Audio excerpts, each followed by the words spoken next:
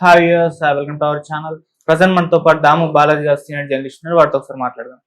నమస్కారం సార్. నమస్తే sir, Iran Israel యుద్ధ నేపథ్యంలో అటు అమెరికా కూడా ఇజ్రాయెల్ కు మద్దతు తెలపడం, ఇరాన్ మీద దాడులు చేయడం చూస్తున్నాం. ఈ నేపథ్యంలో ట్రంప్ కు వ్యతిరేకంగా వ్యతిరేకత పెరిగిపోయిందని, అమెరికాలోనే వ్యతిరేకత పెరిగిపోయిందని కూడా చెప్తూ ఉన్నారు. సో అటు ఇరాన్ కూడా ఊహించిన స్థాయిలో అమెరికా మీద దాడులు చేస్తుంది, మిడిల్ ఈస్ట్ కంట్రీస్ ఏవైతే ఉన్నాయో వాటి మీద కూడా దాడులు చేస్తుంది. సో ఈ స్థాయిలో ట్రంప్ కూడా ఊహించలేదని చెప్తున్నారు.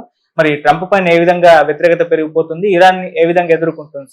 ఇప్పుడు ఉన్నట్టుండి ట్రంప్ ఇరాన్ మీద దాడులు చేయడం, ఇటు ఇజ్రాయెల్ తో కలిసి దాడులు చేయడం అనేది స్టార్ట్ అయింది. సో దీనికి ఆపరేషన్ ఎపిక్ ఫ్యూరీ అని వీళ్ళు పేరు పెట్టారు. ఇజ్రాయెల్ ఏమో ఆపరేషన్ లయన్స్ రోర్ అని వాళ్ళు పేరు పెట్టారు. సో ఈ నేపథ్యంలో ఆపరేషన్ 2 ప్రామిస్ 4 అని చెప్పి ఇరాన్ కూడా ఎదురు తిరిగింది. ఈయన ఓవరాల్గా ఇప్పటి వరకు ట్రంప్ సాధించింది ఏంటి, ఇరాన్ ఎటువంటి వ్యతిరేకతను ప్రదర్శించింది, ట్రంప్కి ఇంటా బయట ఎటువంటి వ్యతిరేకత వస్తుంది, ఈ విషయాల గురించి మాట్లాడదాం.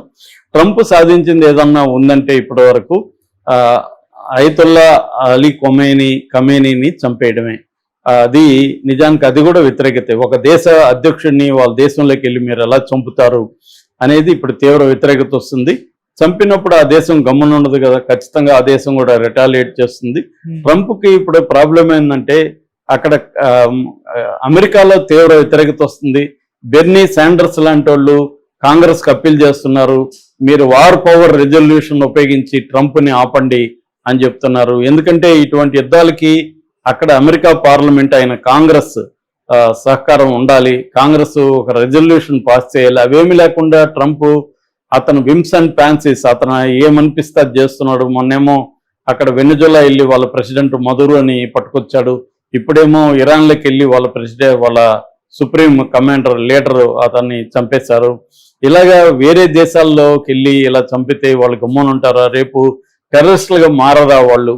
ప్రపంచవ్యాప్తంగా అదే అంటున్నారు అమెరికాలో చాలా మంది. రేపు ఇరాన్ టెర్రరిస్టులు మన దేశం మీదకి వచ్చి దాడులు చేయరా, అప్పుడు మనం ఇబ్బందులు పడతాం కదా, ఈ టెర్రరిస్టులను క్రియేట్ చేస్తుండేది మనమే కదా అని కూడా వాళ్ళు మాట్లాడుతున్నారు. ఎందుకంటే ఇప్పుడు ఫర్ ఎగ్జాంపుల్ అక్కడ 108 మంది బాలికలు చనిపోయారు. ఒక బాలికల స్కూల్ మీద బాంబులు వేశారు. ఆ స్కూల్లో చదువుకుంటున్న 108 మంది పిల్లలు చనిపోయారు. ఆ తల్లిదండ్రులలో ఎవరో 10 మంది అన్న టెర్రరిస్టులకు మారాలనే ఆలోచన ఉండదా? పిల్లలు వాళ్ళ తండ్రులో లేకపోతే అన్నలో తల్లులో ఎవరైనా మారే అవకాశం ఉంది. సో ఇప్పుడు ఆ హింసని తట్టుకునే ఫ్యామిలీస్ చాలా మంది మారే అవకాశం ఉంది. అట్లాగే వాళ్ళకి IRGC అని వెరీ స్ట్రాంగ్ మిలిటరీ ఉంది ఇరాన్లో, ఇస్లామిక్ రెవల్యూషనరీ గార్డ్ కోర్ అని. సో వాళ్ళల్లో రేపు టెర్రరిస్టులుగా మారి అమెరికా ప్రెసిడెంట్ల మీద దాడి చేయొచ్చు, అమెరికాలో విధ్వంసం సృష్టించవచ్చు, ఇజ్రాయెల్లో చేయొచ్చు, ఇతర దేశాల్లో కూడా చేసే అవకాశం ఉంది. అంటే ఒక దేశం బలహీనంగా ఉంది, నీకు బలం ఉందని చెప్పి నువ్వు పోయి దాడి చేస్తే వాళ్ళు టెర్రరిస్టులుగా రేపు మారి అటాక్ చేస్తారు. సో ఇస్లామిక్ టెర్రరిజం రావడానికి ప్రధాన కారణం అమెరికానే అని చాలా మంది మేధావులు ఎప్పటి నుంచో చెబుతున్నారు. ఇప్పుడు కూడా అదే జరిగే అవకాశం ఉంది. రెండవది, ఇంతకుముందు ఇరాక్ మీద లేకపోతే ఆఫ్ఘనిస్తాను ఇలాంటి వాటి మీద దాడులు చేసినప్పుడు అమెరికాకి నాటో సపోర్ట్ ఉండేది. అంటే బ్రిటన్ కానీ ఫ్రాన్స్ కానీ జర్మనీ కానీ దేశాలు సపోర్ట్ ఉండేది. ఇప్పుడు దీంట్లో వాళ్ళు ఎవరు లేరు, నాటో అసలు దీని దగ్గరకు కూడా రావట్లేదు. మరోపక్క ఆఫ్రికా ఖండం ఖండిస్తుంది, అనేక దేశాలు ఖండిస్తున్నాయి, UN భద్రతా మండలి సమావేశమైంది. సో ఆ రకంగా ఇది ఒంటరిది అయిపోయింది. ఓన్లీ ఇజ్రాయెల్ కంట్రోల్లోనే ట్రంప్ ఉన్నాడు. ఎప్స్టీన్ ఫైల్స్ లో ట్రంప్ ఇరుక్కుపోయాడు. ఎప్స్టీన్ ఫైల్స్ లో అనేక ఇన్ఫర్మేషన్ ఇజ్రాయెల్ దగ్గర ఉంది. కాబట్టి నిజానికి ఇజ్రాయెల్ తోక లాంటిది అయితే అమెరికా కుక్క లాంటిది, కానీ తోకే కుక్కను ఆడిస్తుంది రివర్స్ లో అన్న విమర్శలు కూడా వస్తున్నాయి, మీమ్స్ కార్టూన్స్ కూడా వస్తున్నాయి. అంటే ఎప్స్టీన్ ఫైల్స్ లో ట్రంప్ ఇరుక్కుపోవడం వల్ల నెతన్యాహు ట్రంప్ ని తన కంట్రోల్లో పెట్టుకొని యుద్ధాన్ని క్రియేట్ చేశాడు. నిజానికి అమెరికాకి దీనివల్ల ఎటువంటి ప్రయోజనం లేదు. అమెరికాకి కానీ అమెరికా ప్రజలకి ఇరాన్ మీద అటాక్ చేయడము, ఖమేనీని చంపడం వల్ల వాళ్ళకేంటి ప్రయోజనం? ఇరాన్ ఏమి అమెరికాకు వ్యతిరేకంగా ఎటువంటి కార్యక్రమాలు చేయలేదు. సో ఇదంతా కూడా ట్రంప్ కొని తెచ్చుకున్న వ్యవహారంగా కనబడుతుంది. రెండోది ఏమంటే ట్రంప్ ఏమేంటి, ఇప్పుడు తనకు అనుకూలమైన మామూలుగా అమెరికా ఏం చేస్తుంది, దాదాపు 80 కంట్రీస్లో అమెరికా అక్కడున్న ప్రెసిడెంట్లని కూలగొట్టి వాళ్ళని చంపేసో వాళ్ళని జైలుకి పెట్టో ఆ ప్రభుత్వాలను కూలగొట్టి తనకు అనుకూలమైన పప్పెట్ గవర్నమెంట్స్ అంటారు, లేదా బనానా రిపబ్లిక్స్ అంటారు, తనకు అనుకూలమైన ప్రభుత్వాలను అక్కడ ఏర్పాటు చేయడం. దీన్ని ఇప్పుడు ఇరాన్లో తఖ్తా పలట్ అంటారు. దీన్ని ఈ తఖ్తా పలట్ అంటే ప్రభుత్వాలు మారడం. అది ఇరాన్లో జరిగే పరిస్థితి లేదు.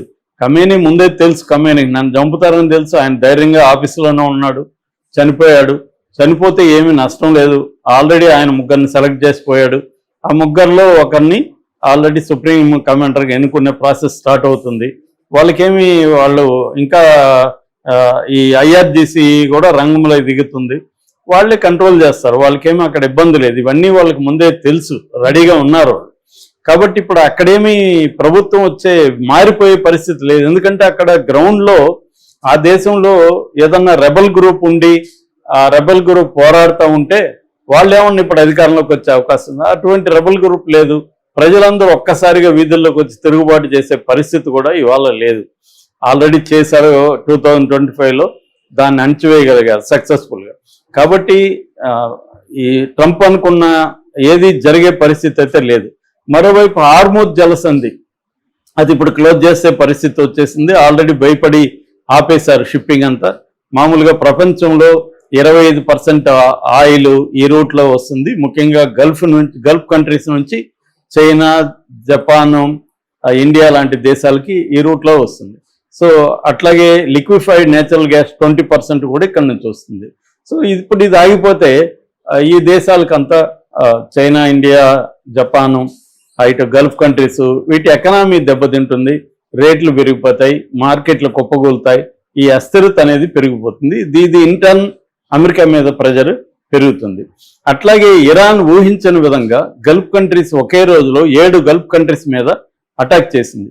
మామూలుగా ఇప్పటి వరకు ఏంటంటే ఇవన్నీ సేఫ్ హెవెన్స్ అనేవాళ్ళు. దుబాయ్ కానీ, సౌదీ అరేబియా కానీ, UAE కానీ, ఖతార్ కానీ ఇవన్నీ సేఫ్గా ఉండేవి. ప్రపంచంలో ఎక్కడ యుద్ధాలు జరిగినా ఇవి సేఫ్గా ఉండేవి. కానీ ఇప్పుడు వాటికి సేఫ్టీ లేకుండా అయిపోయింది. ఆ దేశంలో అమెరికా బేసెస్ మీదంతా కూడా ఇరాన్ అటాక్ చేయగలిగింది. అట్లాగే ఇరాన్ని తక్కువ అంచనా వేయలేం. ఇరాన్ దగ్గర వేలాది మిసైల్స్ ఉన్నాయి, లాంగ్ రేంజ్ మిసైల్స్ ఉన్నాయి, అట్లాగే వేలాది డ్రోన్స్ ఉన్నాయి.